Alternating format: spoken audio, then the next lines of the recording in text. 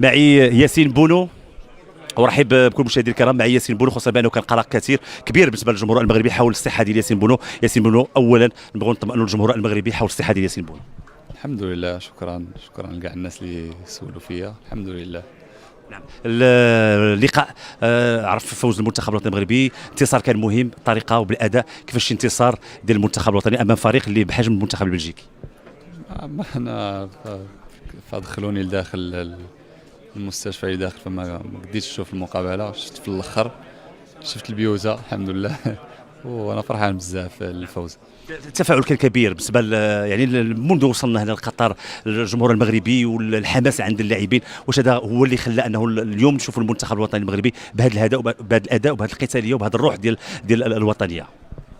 الحمد لله، كما شتي روح قتاليه كانت، الدراري عازمين كما قلت لك ذاك النهار باش يديروا شي حاجه كبيره، وباقا مقابله ثالثه ان شاء الله خصنا نواجهوها باحسن مستوى باش نحاولوا ندوزوا الاولين ان شاء الله. نقدروا نقولوا الصحه ديال ياسين بونو الحمد لله بخير، وغادي يكون امام كندا الحمد لله مزيان. فاحنا اليوم يعني كانت واحد الاصابه امام كرواتيا، فدرنا الماكسيموم باش نحاول نوصل لهذا الماتش.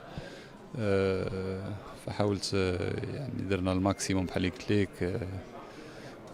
خدينا الدواء خدينا كاع داكشي، وفاهمين قبل ما يبدا الماتش فحسيت بالدوخه وما كناش بغينا نضيعوا شونجمون، فلذلك خدينا القرار باش نخرج ونخلي الصديق ديالي يلعب المقابله. والحمد لله يعني كلشي داز مزيان، وحتى الدراري اللي دخلوا فهم اللي عطاو الفوز الحمد لله. الله يشافيك ياسين، تكون ان شاء الله حاضر امام المنتخب الكندي. اذا قربنا الجمهور الكريم من الصحه ديال ياسين بونو اللي الحمد لله كتبان الحمد لله صحه بخير، وان شاء الله يكون حاضر امام المنتخب الكندي، وفرحه كبيره بالنسبه للاعبين بعد المباراه.